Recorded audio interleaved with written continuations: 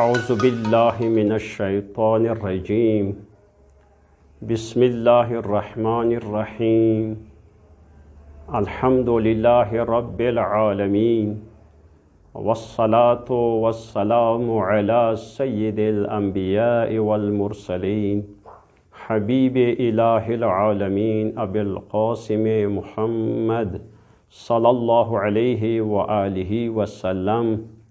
اما بعد فقد قال رسول الله صلى الله عليه وآله وسلم: حياة الأرض بالإنسان وحياة الإنسان بالروح وحياة الروح بالعقل.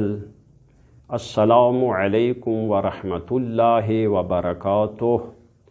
ز ټولو ناظرینو ته چې د محترم ناظرین دي چې دا پروګرامونه په اسبان ولایت پیج نه کسی استفاده کوي، سلام عرض کوم.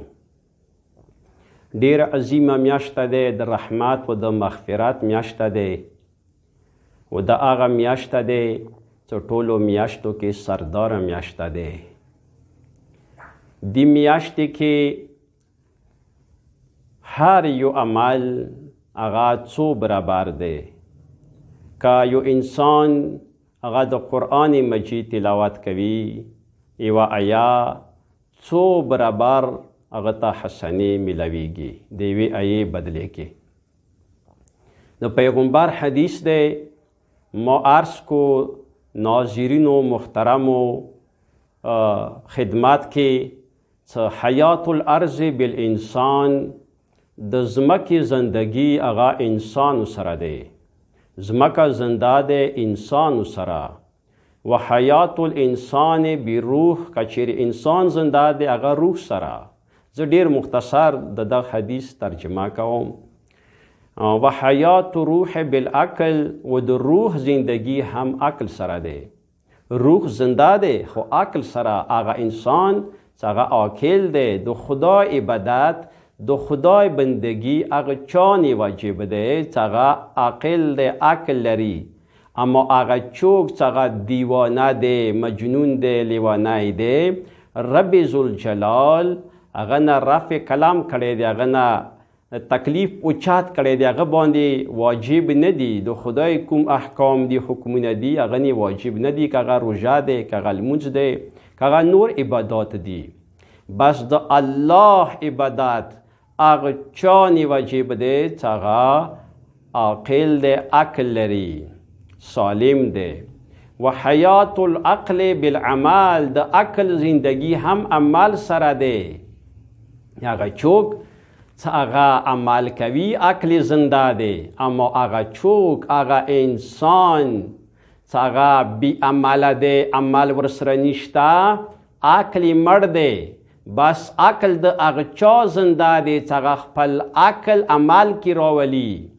که عقل زنده دی هغه عمل سره زنده دی. ډیر انسانان دي چې هغه ځمکې باندې ګرځي، زندگی کوي، عمل نشته، هغه مړه دي.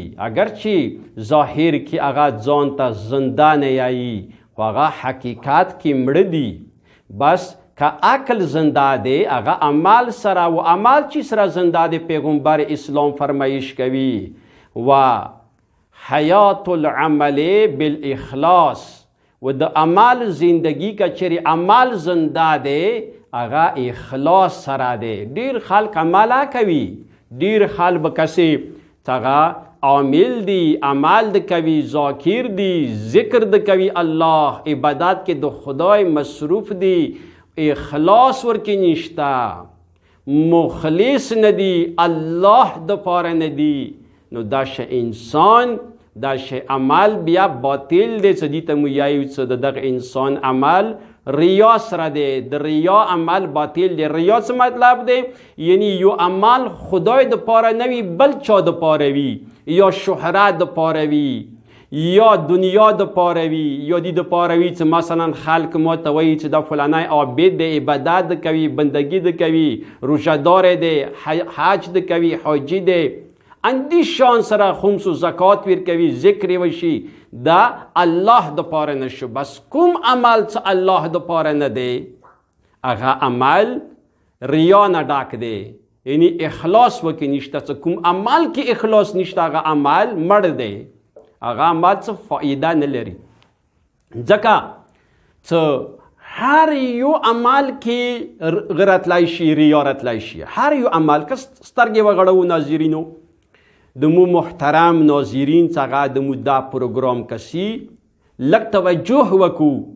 څه هر یو عمل مثال لمونځ دی، که زه لمونځ کوم، ډېر لمونځونه کوم، ټیټېږم، اسکېږم، خلک ما کسي دي کې ریا رتلی شي. مثلا زه ځان وکسم یا بل مو وکسي، څه دا وکسه ډېر منځونه د کوي، ډېر لمونځونه د کوي، زکاتونه د ور کوي، خمس د ور کوي، حج ته لاړلو، یا اندې شان سره مثلا انفاق د کوي، صدقې د ور کوي.